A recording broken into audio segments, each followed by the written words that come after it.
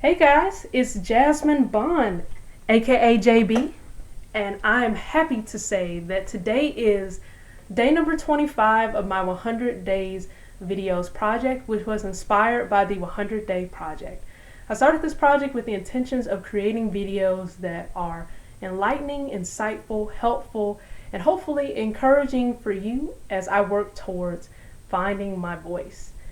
And today's video, we're going to talk about magic 8 balls and the power that's found in shaking them. Not really, no. But with this magic 8 ball, I do have a little story. So, when I was younger, I was really indecisive. Actually, that hasn't really changed much, but we won't go into that. So, I was really indecisive, and I would go and grab my magic 8 ball and I would shake it and I would ask it questions like, should I have Skittles or Starburst? Or, should I do my homework today? Yes or no? Or, let's see, should I do play Kingdom Hearts or should I play Prince of Persia?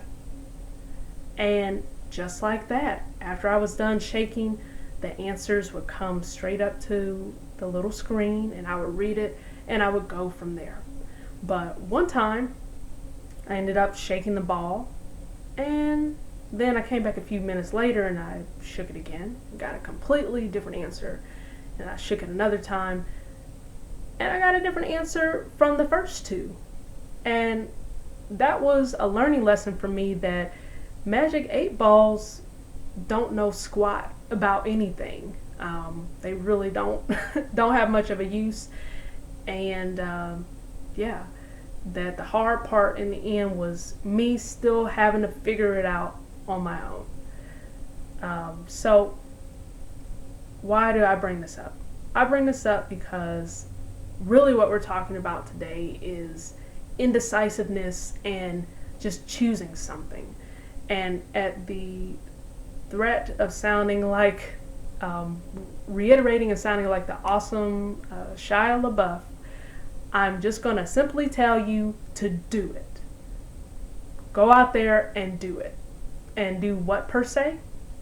Well, a while back, one of my friends, he was kind of going through a period of sadness or depression. He just sort of felt lonely and didn't really know what he was supposed to do. My best suggestion for him was to go and work out. That's what I ended up saying to him. I was like, go work out. He told me he liked tennis. I was like, go play tennis. I was like, it doesn't matter what you do, just as long as you go out there and you do something. You just do something, you're working towards something. Possibly the reason why you're feeling this way is because you're not really working towards doing anything. You're sitting around, you're doing nothing, and that's starting to affect you. And he actually took my advice. He went out there, started working out, started trying other things, and since then, has become a pretty strong guy physically and has a lot clearer mind on what it is that he wants to do, and I'm glad for him. I'm glad that worked out for him.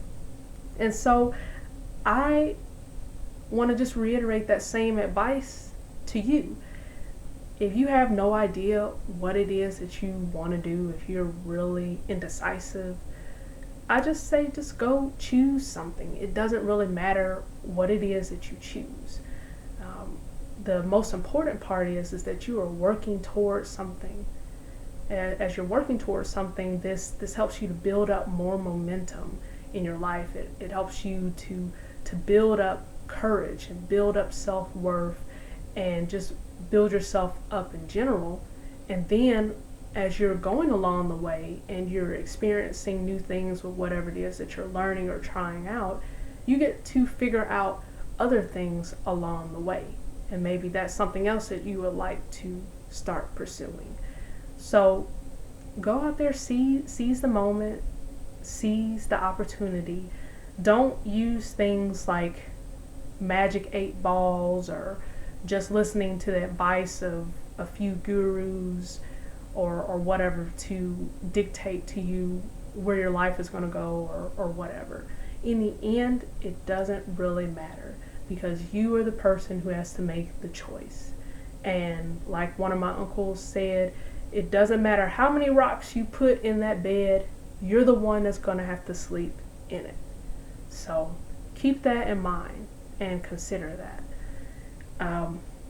I liked what the late and great Earl Nightingale, I liked how he said it best. And at the risk of butchering what he said, I'm still going to say it to the best of my abilities.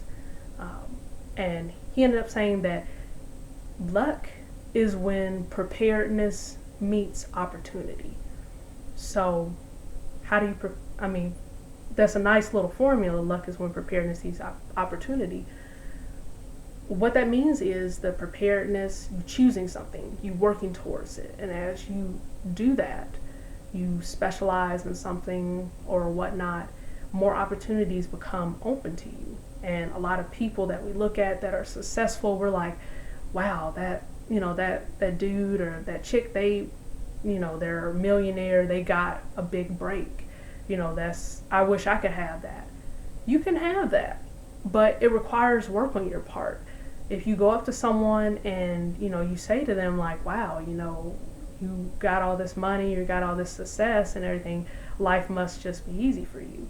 But I'm sure what they would probably prefer to tell you about is the work that they had to go through, that it didn't just come easy.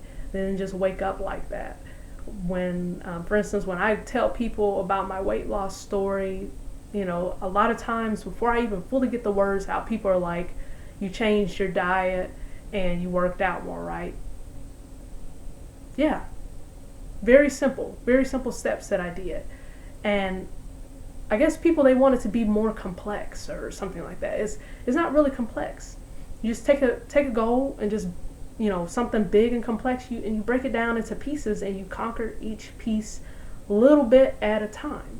That's all I did when it came to me losing weight. Taking this one big goal of losing weight, finding the pieces that will work towards me being able to accomplish that, and then just doing it. That's all I did. And everything. And that's where my luck came from. It came from the preparedness or let me do the formula this way. It came when that preparedness of me learning more about weight loss met the opportunity of me being able to have more time to exercise. And then the luck was created after that. The luck of having a better quality of life, a nicer body, more self-esteem, and everything else that came with that. So yeah, anyways, to not continue to ramble on and whatnot, thank you for watching. I really appreciate it. If you like this video, please give it a thumbs up. If you think I'm so much better than day one when I first started this project, give me thumbs up. Leave some comments on some things that you're going to work on and magic 8 balls that you're going to break, because you know that you need to listen to your own heart and figure it out on your own and make your own choices. And also share this video with someone if you feel like it's going to be helpful to them. So thank you so much for watching, and have a great day.